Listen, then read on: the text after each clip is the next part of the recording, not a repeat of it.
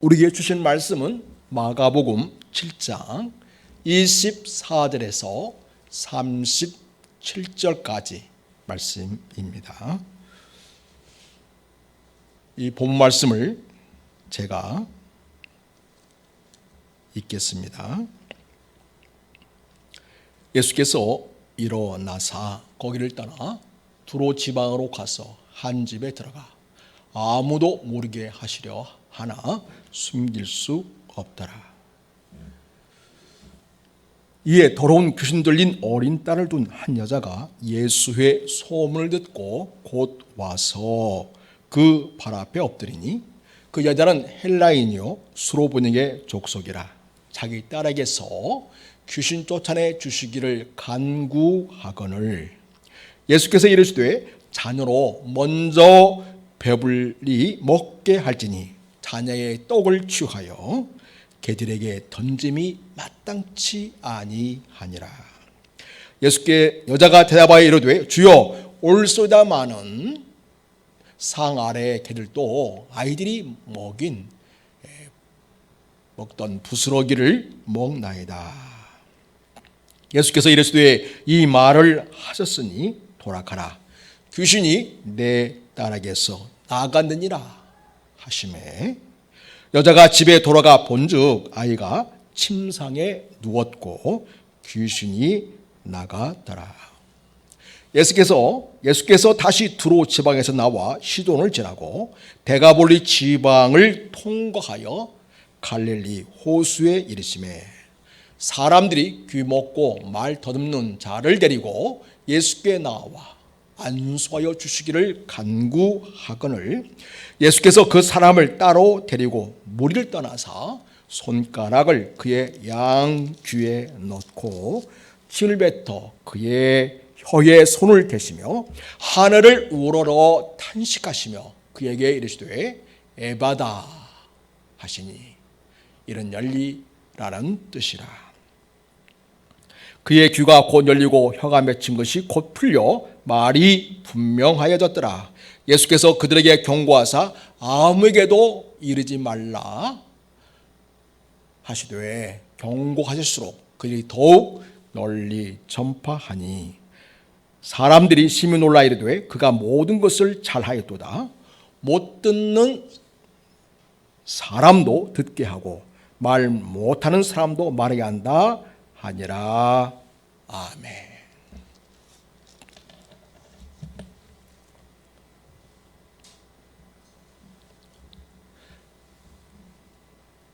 아프가니스탄을 탈레반이 접수하자 긴급하게 미라클이라는 작전이 수행이 되었습니다. 우리 한국은 현재 있는 교민과 함께 도움을 주었던 자들을 한국으로 데려오기 위해서 비밀작전을 폈습니다. 공군 다목적 공중급역 수송기를 시그너스를 타고 한국에 오게 했습니다. 377명을 태우고 왔습니다. 그리고 슈퍼 허큘러스 수송기가 또 13명을 데리고 왔습니다. 이렇게 해서 미라클 작전은 성공적으로 마무리되었습니다. 이 미라클이라는 작전명은 아프간 탈출이라는 절체절명의 위기 속에서 현지 조력자들의 희망을 줘야 한다는 사명감과 아울러서 특수 임무단의 작전 성공을 기원하는 의미가 담겨 있다고 합니다. 또 한국을 도왔던 아프간 사람들에게 도움과 안전을 제공하는 한국의 책임감을 담아서 미라클 작전이다 이렇게 작전명을 세웠다고 합니다. 이 작전을 수행하기 위해서 투입된 특별 부대가 있었습니다. CCT라고 합니다. 공정 통제사라고 일컫습니다. 많은 특수 부대가 있는데요. 그 부대 중에 특수 부대라고 할 만큼 배열에 쌓여 있습니다. 전투력뿐만 아니라 전쟁이나 작전에 참여해서 제일 먼저 투입이 되고 제일 늦게 나오는 그런 말이 있습니다. 전시에는 항공기와 특수부대가 잘 투입할 수 있도록 제일 먼저 작전에 투입이 되어서 항공로를 열어주고 안전하게 특수부대가 투입할 수 있도록 주변을 정리해주는 역할을 한다고 합니다. 또한 전투뿐만이 아니라 국출 작전 투입 시에 VIP의 유급사항을 고려해서 어느 정도의 의료 지식을 갖고 있고 해외 작전 투입 시에 의사소통을 위해서는 유고 능력도 뛰어난다고 합니다. 또 전시회는 관제탑에 민간 관제사가 없을 때에는 CCTV 부대원들이 관제사 역할을 대신할 정도로 관제 능력도 함양되고 있고 우리나라의 모든 3군의 특수부대가 하는 업무를 모두 수행할 수 있다고 합니다. 이 공정통제사는 특수부대이면서 정원이 20명 정도밖에 없다고 합니다. 교관급에 한 명을 키워내는데 무려 12년이 걸린다고 합니다. 그리고 한 부대원을 키우려면 최소한 5년 이상을 걸려야 하는 정말 대단한 특수부대인 것 같습니다. 또한 모두 전투기와 비행기를 운전할 수 있는 베테랑급이라고 합니다. 정말 특수부대 중에 특수부대란 말이 사실인 것 같습니다.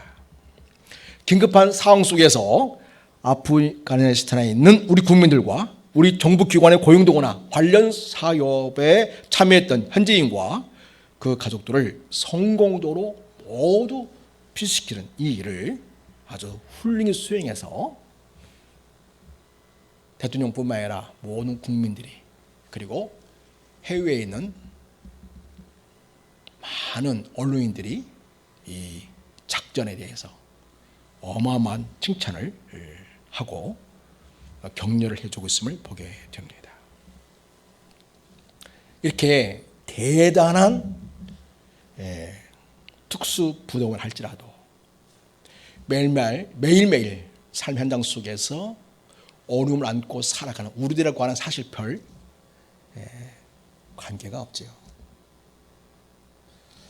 그리고 이들도 언젠가는 그 자신의 연약함으로 인하여 죽음에 직면하게 되고 결국에는 하늘 앞에서 그 영혼을 갈리는 그러한 운명을 맞이해야 합니다.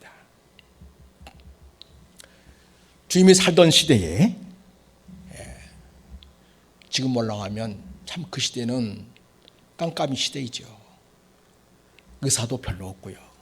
있다 하더라도 의학 지식이 요즘처럼 발달하지 않았기 때문에 정말 사람들이 병을 앓게 되면 많은 어려움을 겪었습니다.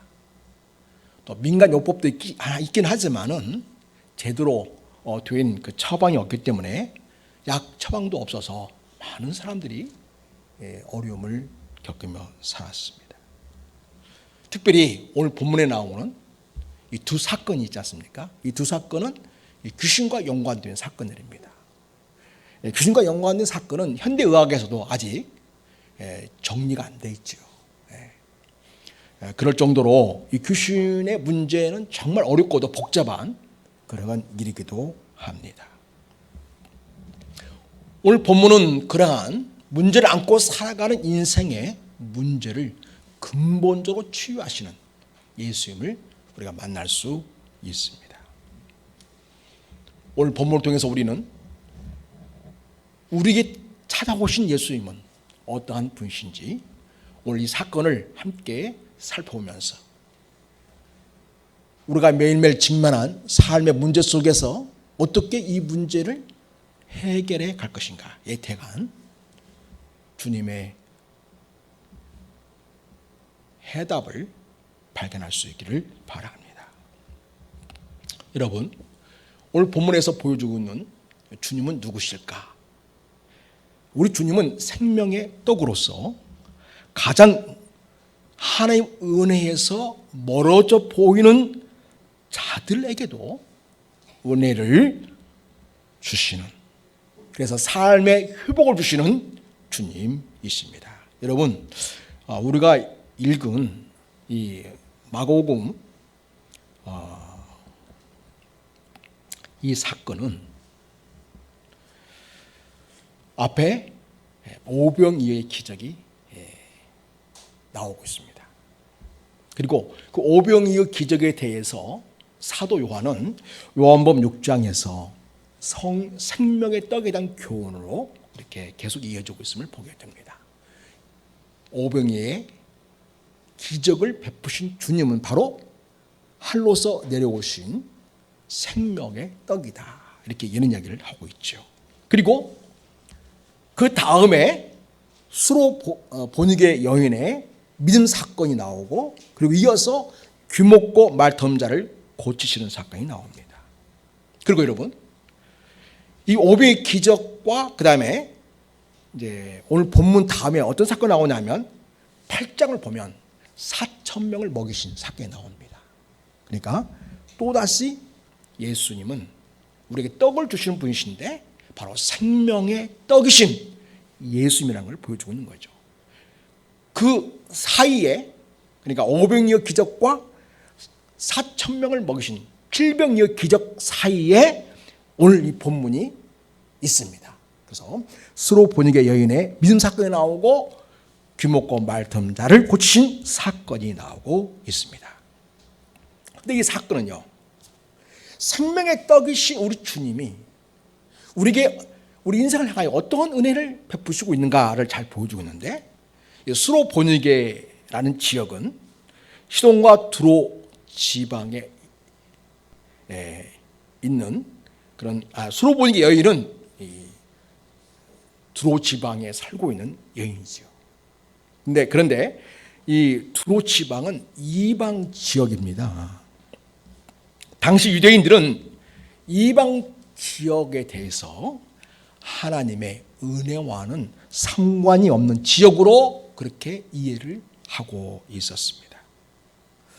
그런데 주님은 이방 지역에 있는 사람들이 생각할 때 그들에게는 하나님의 은혜가 임하지 않는 그러한 곳으로 알고 있는 그 지역의 딸을 고치심으로써 이 여인에게 그리고 그 딸에게 생명을 불어넣어 주시는 그런 장면을 주님께서 보여주고 있습니다.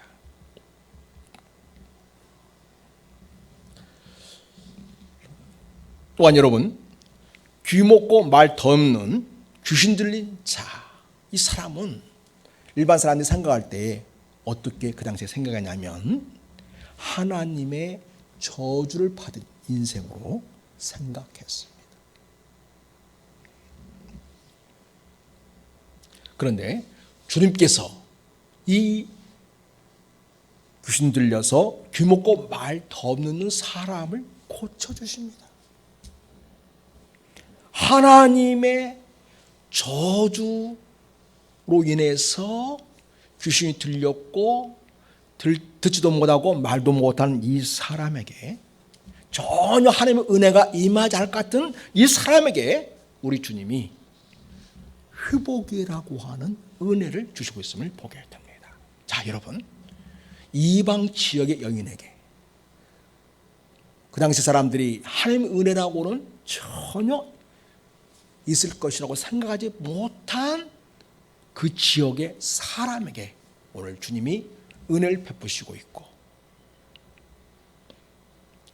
귀신이 들려서 하나님의 저주 가운데 있는 인생이라고 여기면서 상대해 주지 않는 그 사람을 예수님이 고쳐주심으로써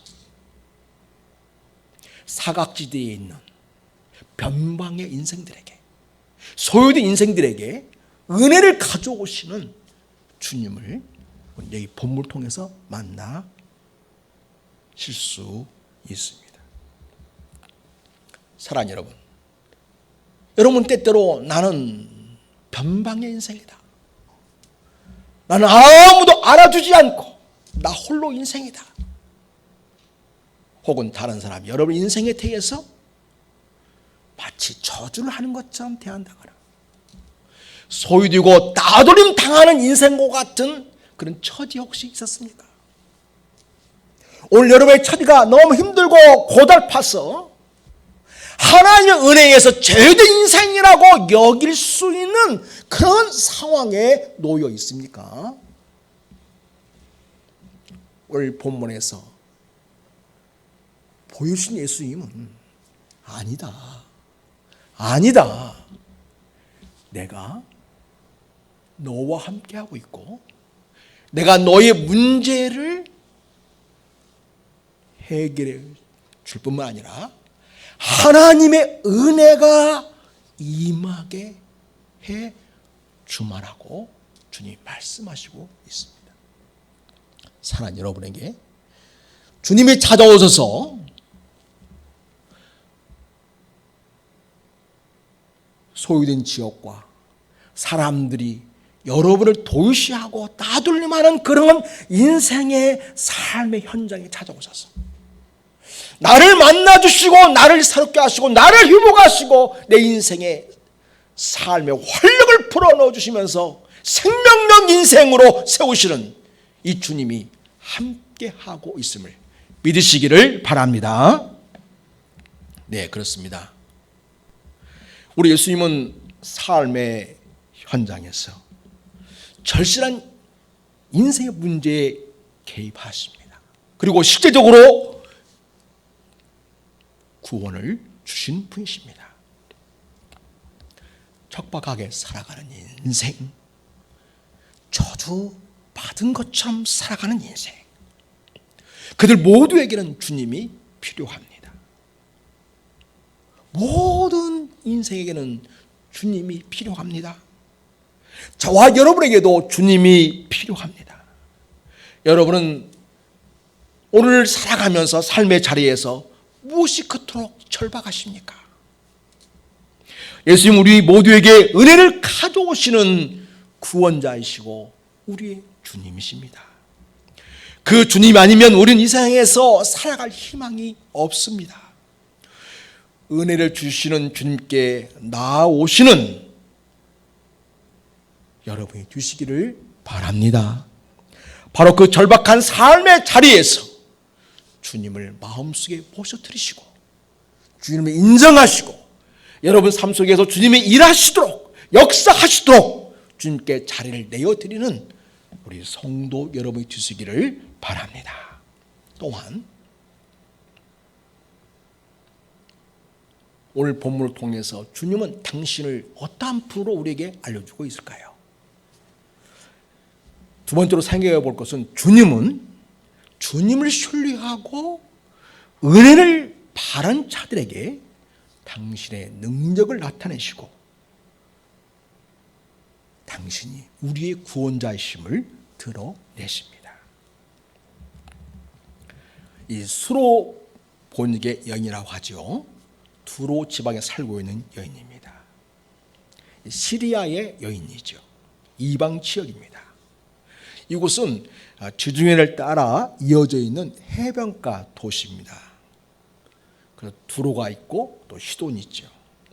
주님께서 이 지역을 가신 것은 아마도 그동안 쉴 새 없이 해오시던 사역에서 비껴나서 제들과 잠시 쉼을 갖고 여유를 갖고자 하신 것으로 보여집니다. 주님의 육신은 그동안 많이 고단했을 것입니다.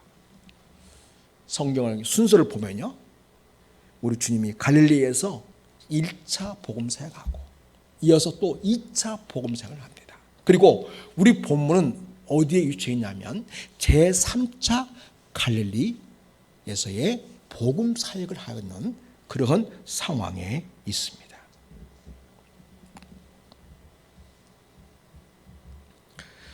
그러니까 주님은 좀 쉼이 필요했던 것이죠.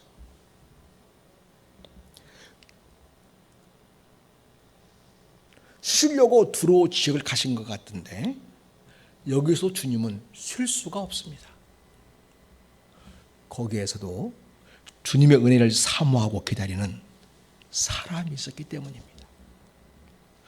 예수님은 여기에서도 은혜를 주시는 사역을 하시는 모습을 우리가 봅니다.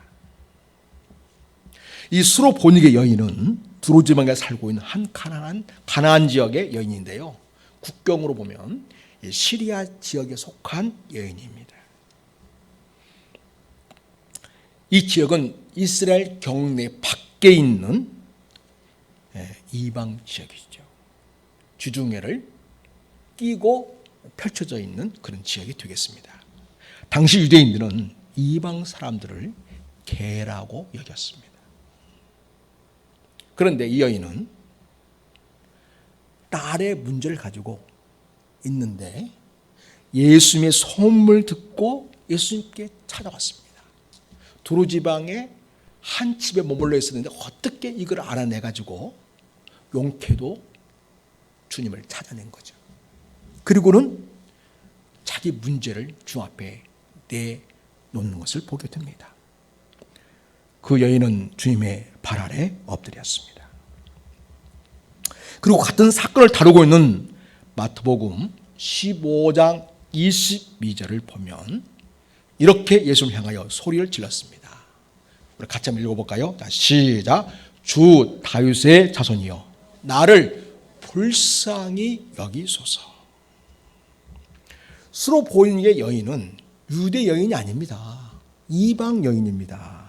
다시 말해서 구약의 메시아가 올 것이라고 하는 사전 지식이 없을 것 같은 그런 여인인 거죠. 그렇지만 이 여인은 예수님에 대해서 지금 너무나도 확실하고 분명한 신앙 고백을 하고 있음을 봅니다. 예수님을 누구라고 표현하고 있냐면 주 다윗의 자손이라고 고백하는 것이죠. 주 다윗의 자손은 이 말은 우리의 구원자로 오시는 다윗의 후손이신 하나님이 약속하신 바로 그분이라는 뜻이죠. 그러니까 메시아라는 뜻입니다. 메시아, 구원자라는 뜻이 되겠습니다.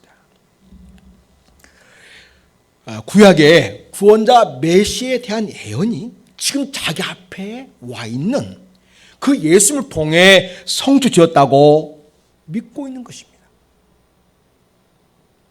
비록 예수님에 대한 이야기를 소문으로 들어서 알고 있었지만 예수님에 대한 그 여인의 확신은 너무나도 성경적이었고 대단한 것이었습니다. 그 당시 어떤 유대인도 예수님의 정체성에 대해서, 예수님 누구실까에 대해서 의심을 품고 또 거부하기까지 하고 있는 이 상황 속에서 이방인인 이 여인이 예수님을 다윗의 자손으로 예수님을 표현하고 있는 그런 모습을 통해서 얼마나 대단한 지금 신앙 고백을 하고 있는가를 볼 수가 있겠습니다. 주님은 이 여인이 자기를 주 다윗의 자손이여 나를 불쌍히 여기십시오 이렇게 할 때에 그 여인의 그 신앙 고백, 주님에 대한 신앙 고백에 대해서 놀라고 또 얼마나 이 여인이 간절히 지금 자기 문제의 해결을 원하고 있는지를 듣고서 속으로 많이 놀라섰으리라고 봅니다. 아니 이런 여인이 다 있네. 이 두로 지방에 말이지. 그런 생각하신 것 같아요. 그런데 주님은 이 수로 보이는 게 여인의 신앙 고백이 그리고 그가 원하는 것이 과연 진실된 것인가에 대해서 확인을 하려고 시험을 합니다. 마태복음 15장 23절을 보면 오늘 우리가 다루고 있는 그 사건을 계속 다루고 있는데요. 예수님은 한 말씀도 대답하지 않으시고요. 그냥 지나가십니다. 그러니까 제 아들이 예수님 이렇게 말합니다. 그 여자가 뒤에서 소리를 지르오니 그를 보내소서 이렇게 말합니다. 이 여인이 한 번만 부른 게 아니겠죠. 큰 소리로 여러 번 부르니까 제 아들이 시끄럽다는 것입니다. 제 아들은 이 여인의 애타는 부르짖음을 시끄러운 것으로 받아들였습니다. 그리고 제 아들은 예수님에게 이렇게 요구를 합니다. 그 여인에게 한마디 좀 따끔하게 이야기하셔가지고 소리 지르지 말고 조용히 가도록 좀 하십시오. 이렇게 요구를 하였습니다. 제 아들이 이 여인을 만류하고 있는 이 상황 속에서 이 여인은 다시금 예수님께 간절한 마음으로 자기의 마음을 표현합니다. 마태복음 15장 23절입니다. 같이 읽겠습니다. 시작. 주여 저를 도우소서. 주 다윗의 자손이여 라고 하면서 주라고 표현하고, 여기도 보면 주여, 선생님이 아니라 주라고 표현하고 있어요. 이 여인은 진정으로 자기를 도우실 수 있는 분으로 예수님 알고 도와주십사 하고 간절히 예원을 하고 있습니다. 그런데요, 어찌 보면 예수님이 너무 차가우신 게 아닌가, 너무 내차게 대하시는 게 아닌가, 그렇게 여길 정도로 주님이 말씀을 하십니다. 27절입니다. 예수께서 이르시되 자녀로 먼저 배불리 먹게 할지니 자녀의 떡을 취하여 개들에게 던짐이 마땅치 아니하니라. 여기서 자녀는 유대인을 말합니다. 예수님이 유대인이죠. 예수께서 이르시되 자녀로 유대인으로 먼저 배불리 먹게 할지니 하나님의 은혜가 충분히 임하도록 할 일이다. 자녀의 떡을 취하여 이 유대인들에게 임할 하나님의 은혜를 개들에게 던짐이 마땅치 아니라 이방 사람에게나 마치 던져주는 것처럼 그렇게 할 일이 아니다 라고 이야기하시는 것입니다. 주님이 굉장히 자상하시고 따뜻하고 인자한 분이신데, 때로는 그냥 그 말만 가지고 따지고 보면 얼마나 그렇게 냉정하게 말씀하시는지, 우리 전라도 말로 정내미가 뚝 떨어질 그런 식으로 말씀을 하시는 것을 보게 됩니다. 정이 떨어질 정도의 그런 아주 심한 말을 하시는 것을 보게 됩니다.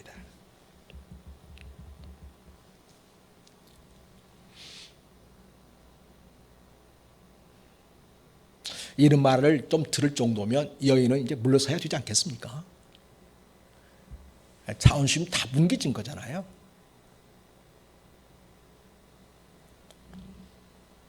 물론 여기에서 떡을 취하여 개들에게 던지는 것은 마치 가정에서 반려견에게 먹을 것을 주는 그런 의미로 따뜻한 배려와 관심의 표현처럼 우리가 그렇게 여기는 말씀일 수도 있겠습니다. 그런데 그렇다 하더라도 사람에게 이런 표현을 쓴다는 것이 선뜻 받아들이기에 그렇게 쉽지만은 않은 말씀이었던 것이죠.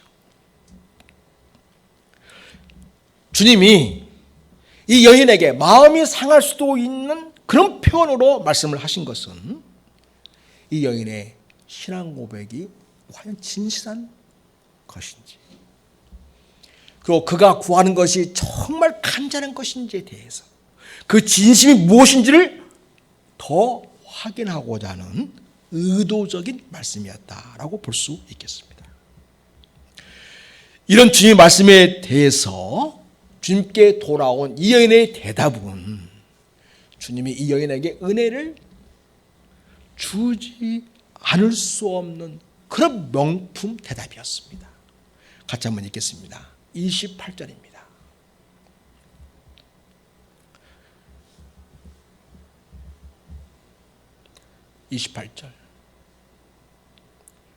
자, 시작. 여자가 대답하여 이르되 주여 옳소이다마는 상 아래 개들도 아이들이 먹던 부스러기를 먹나이다. 주님, 제게는요 주님의 부스러기 은혜라도 꼭 필요한 절박한 상황입니다. 그러니 제발 도와주십시오. 은혜를 베풀어 주시기를 바랍니다. 그렇게 여인이 주님에게 대답한 것이었습니다.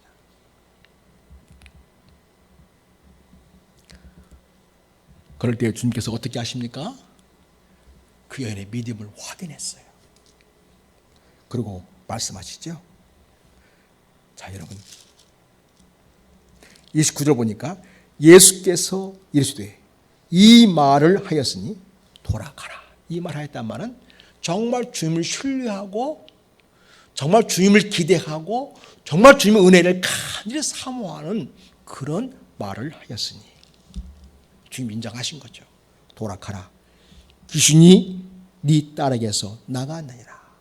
그 여인의 대답을 듣는 그 순간 주님이 마음속으로 명령하셔서 이 여인의 딸에게서 귀신이 나가도록 은혜를 베푸신 것이었습니다. 자, 여러분 또 한편 귀 먹고 말 더듬는 자에게도 주님께서는 치유의 은혜를 주십니다. 예수님은 두로를 지나면서 수로보니게 여인을 만나서 은혜를 주셨습니다. 그 사건 이후로 두로 지방에서 나오셨습니다. 그리고 시돈을 지나서 데가볼리 지방으로 갑니다. 그리고 거기에서 계속 이동해 가지고 갈릴리 호수에 이르렀습니다. 우리 예수님께서 두로와 시돈에서 북쪽으로 약 40.2km, 그러니까 약 100리 정도를 걸으신 것입니다. 그리고 이 여인을 만났고 치유의 은혜를 주셨습니다. 그리고 남동쪽으로 이동을 하셔서 220km쯤 더 이동을 하시게 됩니다. 그러니까 한 550리 정도를 더 가신 것입니다. 그러니 물론 중간에 쉬셨겠지만 갈리로 오시기까지, 대가볼리에서 갈리로 오시기까지 우리 주님은 육신적으로 많이 고단하고 지칠 수 있는 상황이 되겠습니다. 그런데 예수님이 갈릴리 해변에서 귀먹고 말 더듬는 자를 만나시게 됩니다. 비록 주님의 육신은 고단했겠지만 우리 주님이 이 사람을 치유하시는 것을 봅니다. 주님이 여기에서도 이 사람을 치유하시는 상황을 보면 그를 데리고 온 자들의 믿음을 보셨기 때문이었습니다. 수로보니게 여인의 딸을 고치신 것은 수로보니게 여인의 믿음을 보셨기 때문이었지 않습니까? 오늘 이 귀먹고 말이 어눌한 이 사람을 치유하는 데에서는 그를 데리고 온 자들의 믿음을 보시고 치유를 해주시는 모습을 볼 수 있겠습니다. 자, 여러분 32절을 한번 보겠습니다. 같이 읽겠습니다. 시작. 사람들이 귀 먹고 말 더듬는 자를 데리고 예수께 나와 그 다음에 안수하여 주시기를 간구했다. 간절히 구했다 그 말입니다. 그러니까 주님 앞에 믿음을 보인 것이죠. 귀 먹고 말 더듬는 자를 데리고 온 자들은 예수님께 대한 믿음이 있었습니다. 여기 왜 이 사람이 귀 먹고 말을 던게 되었는가를 보면 마태복음 15장에 분명히 나와 있는데 귀신 들렸기 때문이었습니다. 그러니 그 귀신이 들려서 귀는 들리지 않고 말을 제대로 할 수 없는 그 사람이니까 주님께 대한 믿음을 갖기는 어렵겠죠. 귀신 들린 사람이 어떻게 믿음을 갈 수 있겠습니까?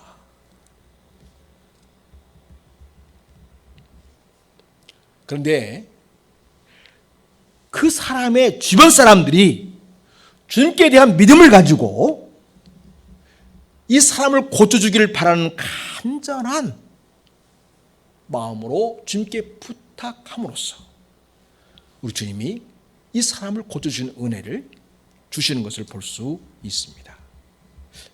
그러니까 참 믿음 있는 사람 옆에 사는 것이 참 중요한 것 같습니다. 이렇게 믿음 있는 자는 주변에 있는 자들이 믿음이 없거나 부족할지라도 주님의 은혜를 경험케 하는 통로로 복되게 쓰임받는 것을 봅니다. 성도 여러분, 여러분 주님께 대한 믿음을 가진 자들입니다. 우리가 그렇게 축복의 통로로 쓰임받는 삶이 되기를 바랍니다. 예수님은 귀먹고 말 더듬는 이 귀신 들린 자를 데리고 온 자들의 믿음을 보시고 그를 고쳐 주셨습니다.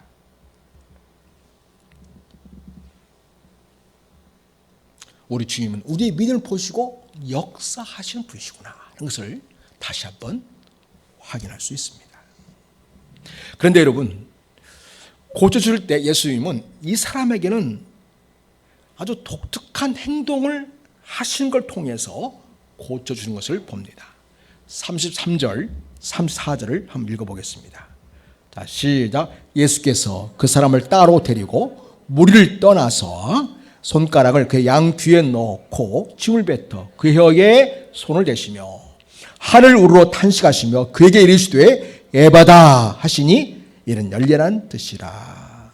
주님은 이런 행동 방식을 통해서 이 귀먹고 말을 던고 있는 장애인에게 주의를 환기시키고 있습니다. 주님의 살아 깊은 배려와 은혜를 통해서만 이 사람이 고쳐진 것이란 것을 깨닫게 하시려는 의도가 있어 보이십니다. 주님은 귀신이 들려서 귀먹고 말이 어른한 이 사람을 고쳐주신 은혜를 주셨습니다. 한편 이 사람을 고친 곳은 이방적인 데가볼리에서 갈릴리 바다에 이르는 곳이었습니다. 오늘 본문은 갈릴리 해변이라고 나와 있지 않습니까? 거기 가까운 곳에 하맛 가데라는 도시가 있는데요. 이곳은 이스라엘의 최고의 온천이 있는 곳입니다. 이곳은 옛날부터 고대 노마식의 온천이 있는 곳입니다. 고급스럽게 지어진 노마식 온천은 지금도 끊임없이 흘러나와서 온천장을 넘치게 채운다고 합니다. 그런데 여러분, 아무리 좋은 온수수가 있다 할지라도 여기 귀먹고 말 더듬는 장애인을 고친 데는 아무 소용이 없었습니다. 예수님께서는 이 지역에서 그 귀먹고 말이 어른한 자를 향하여 에바다 크게 선포하시고 그를 고쳐주셨습니다. 주님은 이곳에서 귀먹고 말 듣는 자의 귀와 입을 열어주셨습니다. 우리가 살아가면서 느끼는 것은 아무리 좋은 곳이 옆에 많이 있어도 내 인생에 전혀 도움이 안 되는 경우는 참 많습니다. 그런데 어떤 상황에서도 내 삶에 진정한 도움이 되시는 분은 우리 예수님이십니다.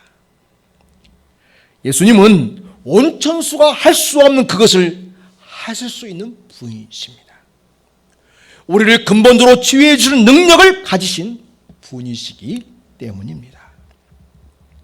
주님은 이와 같이 주님을 신뢰하고 주님께 인생의 문제를 맡기는 자들에게 은혜를 주십니다. 우리에게 은혜 주시기를 기뻐하시는 주님에게 우리에게 필요한 것은 주님을 신뢰하는 믿음입니다. 믿음을 가지고 주님이 나의 구원자이시고 내 삶의 주인이심을 인정하고 주님께 우리의 삶을 맡겨드리는 우리가 될 수 있기를 바랍니다. 여러분, 이렇게 믿음을 가지고 도움을 구하는 자에게 은혜를 주시는 주님이시지만, 그러나 예수님을 의심하고 거부하는 자들에게는 당신을 갚주십니다. 또 예수님에게 단순히 기적만을 요구하는 것에 대해서 주님은 책망하시는 분이십니다. 여러분, 또 이 본문의 이치는 어떻게 되냐면 마가복음 7장을 보면요, 1절에서 29절까지 바리새인들을 책망하고 있음을 봅니다.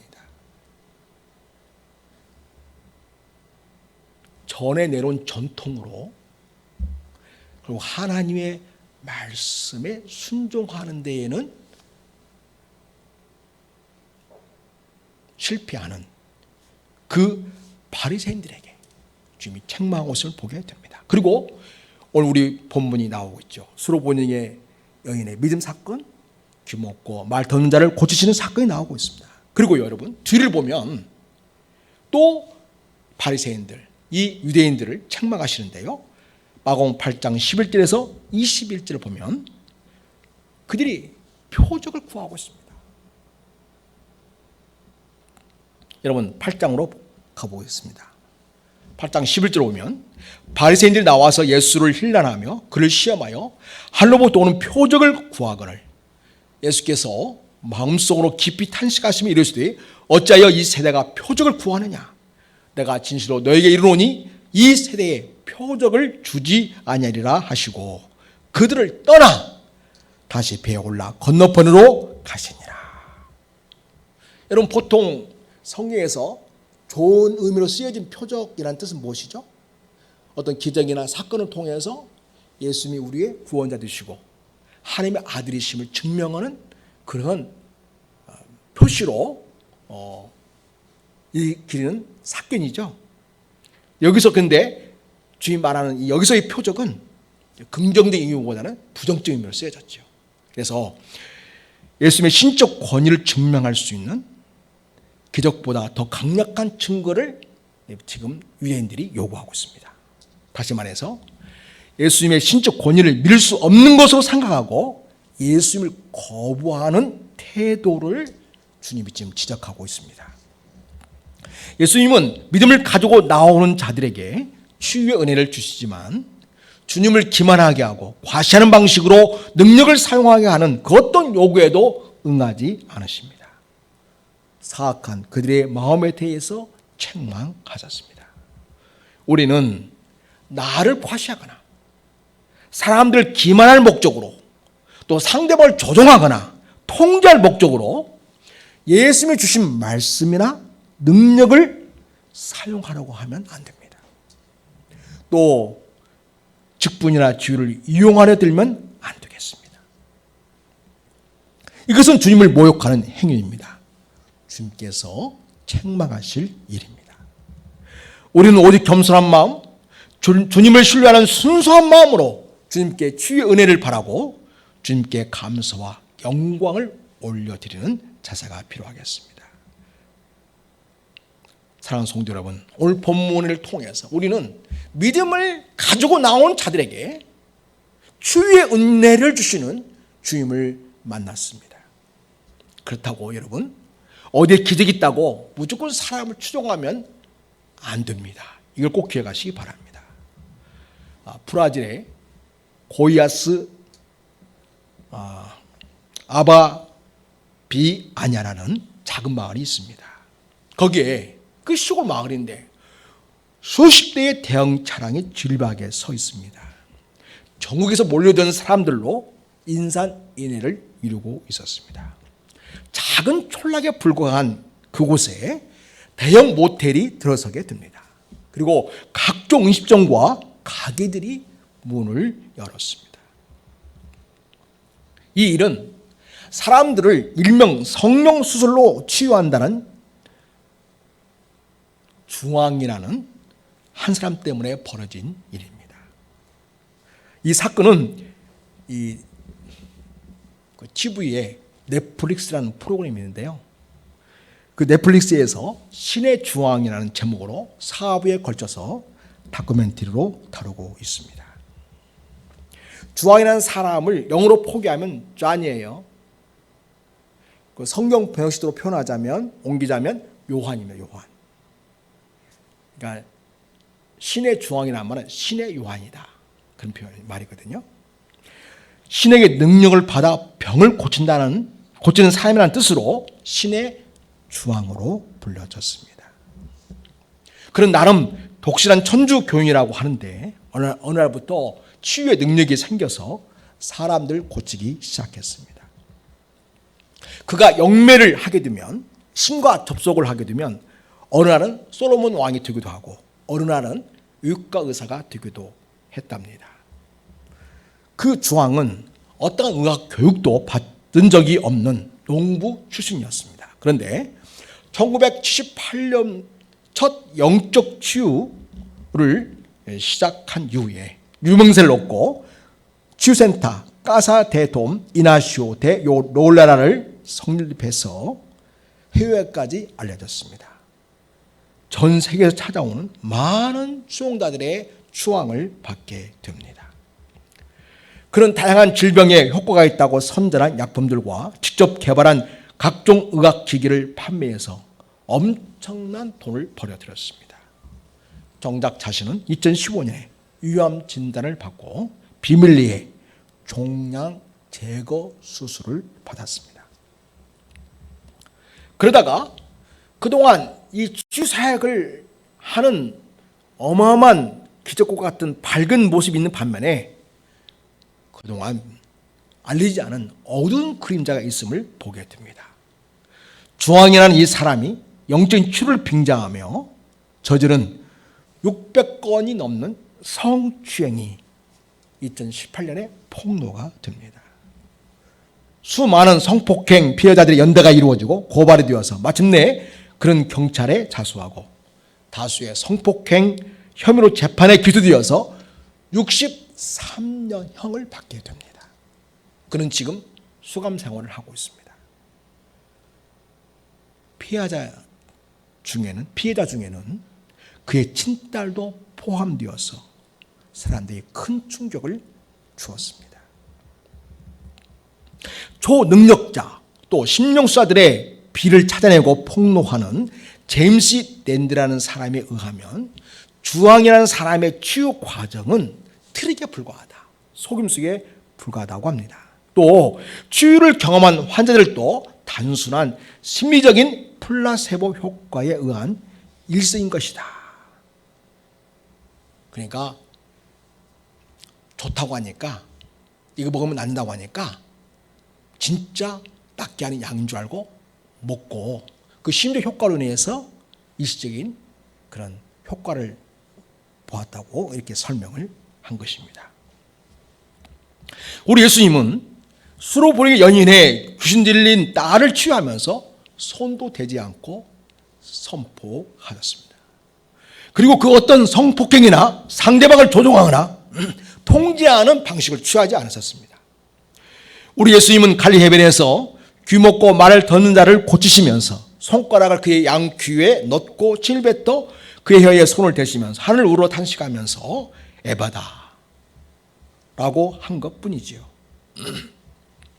그의 귀의 귀가 열리고 혀가 맺힌 것이 풀려서 말이 분명해졌습니다. 그러나 주님은 그가 또 제 아들이 소문내기를 원하지 않으셨습니다.